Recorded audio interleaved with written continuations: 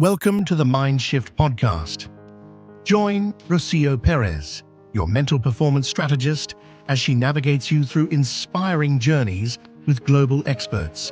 Explore breakthrough insights and awaken the potential within you, wherever you are in life.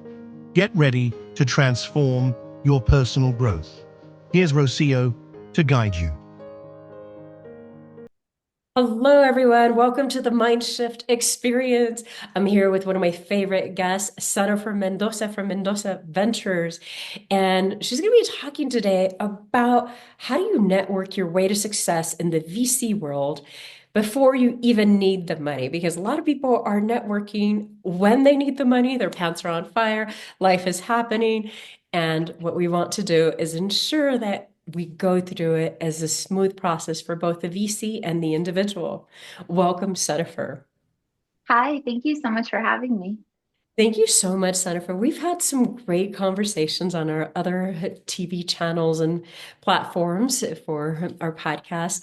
I would love for you to share with us in terms of like being a VC, how do you start? How does an individual even start to connect with a VC? Are you building relationships as you're going along? Does it like pop out of nowhere? All this all this money is going to be there when you need it. Tell me, how does it work? Yeah, totally. Totally, right? It's going to be raining like VC money. And I perfect. think that's what people think is going to happen. It's funny because like when you started, you said, "How do you VC?" Like if you want to be a VC, you just start writing checks. That's how you do it. Right. So that, You can start writing checks. But if you want to network with a but if VC, you want to network and get a check from a VC, I think one of the things that put yourself in their shoes for a second because it's a really different experience. So for us, my name's in my firm. So we called it Mendoza Ventures. Part of the reason that we did that is that Mendoza's like Smith in Spanish. It's one of the most popular Latino last names. And we were actually going to change it in the beginning. We did it really quick over the weekend because we were making an investment and I wanted to name it something cool like rocket ship or something. But we couldn't think of anything. So we are like Mendoza Ventures. And then we were at an experience in Boston where there were branded t-shirts and it was a crew race. And the only boat that was diverse on the river was ours. And all the t-shirts said Mendoza on it. And we realized that every Latino kid in Boston that saw the crew race would now see something identifiable. And so now that's our name. But because we did that, that was a long-winded way of saying, because we I did love that, my name's on it. And so I publicly write checks. So I get pitched on LinkedIn. I have had my cell phone number sold. And the day it was sold, I got about 40 calls in one Oh, day wow. from founders that were going through a list. I get about 300 to 500 emails a day. I hope you have We someone get, who goes through them for you. there's an AI for that. But if we speak in front of an audience, we usually get 30 to 60 decks from the audience if it's an audience of 200 or so. And some of those apply to our fund and some of them don't. I wish I could talk to everyone. We just don't. There's one of us. There's one of me. There's one of my partner. And so I would say think about how to stand out in that setting and not so much your own immediate need in the moment. Because when you need funding, it's so urgent. Like you Mm. can see that the problem is money and there's people that have money and they should just fund you. But They're there's probably sweating fear. yeah, Like the exactly. bills are due. And there's so much more to it than that. There's so much behind a fund. So when we register a fund with the Securities and Exchange Commission, we have to tell them what we're going to spend that money on. So if you don't fit in that purview, I can't give you that money. And that's our largest pot of money that we're managing right now. And so, I think everyone just thinks that VCs sit on a pile of money and discretionarily hand it out. And that's not how funds work. That's how angel investors work. And so, Mm, mm, and mm. those checks are smaller and you have to get a lot more of them. So, really do the research into the money that you're looking for. So I think I like to give like takeaways that you can do this week Yes. is one of the things that Okay. I did was when we started raising our second fund, I thought like, who could I not imagine writing me a check? Like who would be the craziest person? And I just went and talked to them and did a lot of cold outreach to people I deeply admired.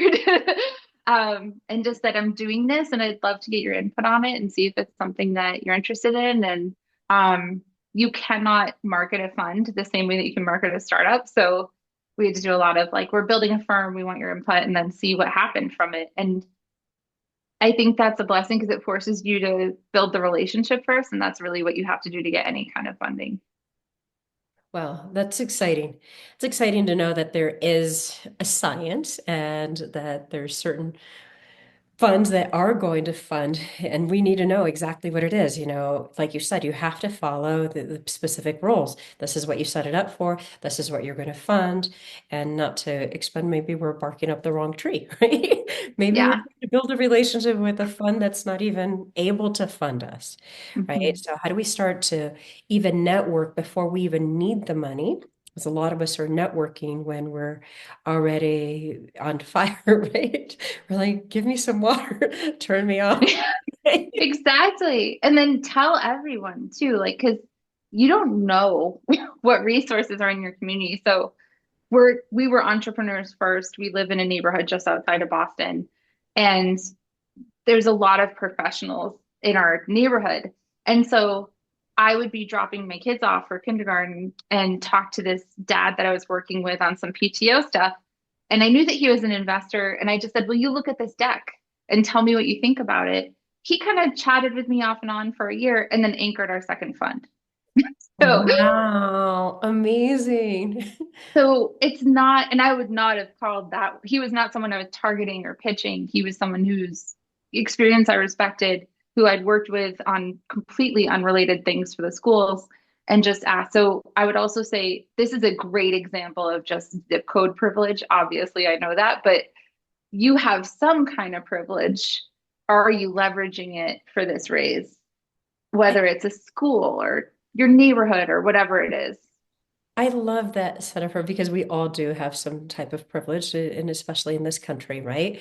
That, whether it is, like you said, the relationships, the places that we're volunteering, we have access to people. I keep on thinking about all of the individuals that I have access to myself as well. That is privilege in and of itself. And to be able to be in those rooms and connect with those individuals. Amazing.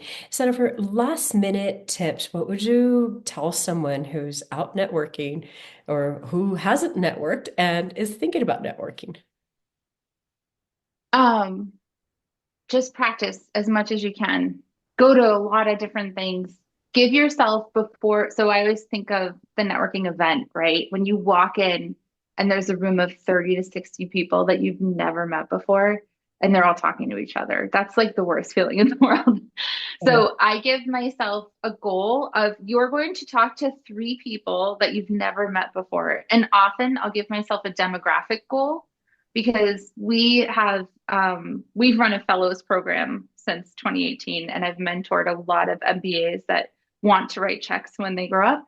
Um, they would all say that they're grown up if they right? heard this. They're working But on it. yeah. What I found was that especially like young Latina women will go into the networking event and talk to all the other Latinas who, if you're in business in your city, you probably already know them. And then that's their networking and they go home. And Interesting. so I started setting demographic goals. So I pulled us at one of our, I won't out her here, but she's amazing. And she was at a top-notch MBA school and was doing this. And so I pulled her aside and I said, "You need to go talk to three white people before we leave this room. And I will sit here and wait for you." And she said, "What?" And I said, I listed off the people that you've talked to, two of which I knew that she already knew. And I said, "Stop being comfy. You didn't go to your MBA program so that you could be comfy. And it's not going to be comfy when you're standing up for your deal and investment committee. Go talk to three white people who you don't know. Who do you think is moving the money in this room? Go." And she went I and she love did it. Oh my, I love it. And if you're not comfortable speaking in front of people, give me a call, okay? We Yeah. need to talk. Okay. I will prep you. Because a lot of people are, it's like they talk about how you in a funeral, you would rather be inside of the coffin than giving the eulogy. It's like we would rather be hiding in a corner, even though we need the money, we'd be rather hiding in a corner instead of like being the one who's talking and sharing about what it is that we've created to attract people. Well, and I think that's important too. If you can't do it, you need to round out your team. So if you're a startup founder and you do not have the ability to talk to strangers about what your startup We were needs, taught you not to talk to strangers, but we have to. talk to well-vetted strangers Right. about what your startup needs, then you have to bring that person onto your team. You need to build that into your budget and compensate that person. And so like that for me is what, for your point, like the coffin or the eulogy problem, it's like it will make you make the decision of can I be flexible enough to do this? In which case, yes, call Rocio, because I will, if I just gave you trauma, call Rocio. Give me a call. I'll help you. Because I've been doing this for a while, so I'm like, just go do it. Get up in front of it. Yeah, right? Figure it out.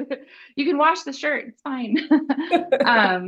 But like also if it's one thing to be terrified, it's another, and to just fumble your way through it and get better with practice. If you cannot build that muscle memory, you do have to bring on someone that can do it for your team. I love it. I love it. And it is an investment. If that person's going to need to be learning, investing, whatever it is, it's important to invest in the people that can, because if we won't, who's going to, right? Mm-hmm. Who's going to take that baton and just continue running across that finish line? Senofer, thank you so much for being here today. I'm really excited about people connecting with you. Please reach out to Senofer and Mendoza Ventures into that and connect with them. Say hi, start building relationships, and you know exactly what it is that's important for you to do in order for you to start or continue to build your network in the VC world. Thank you so much, Senofer. Thank you. Thank you for joining us today on the Mindshift podcast. Rocio hopes you've been inspired and gained insights to fuel your journey of personal growth. Remember to subscribe and share this episode with friends who are also exploring their potential. Leave us a review to help spread the message. Rocio says, stay curious, stay inspired, and keep exploring your potential with us. Until next time, goodbye.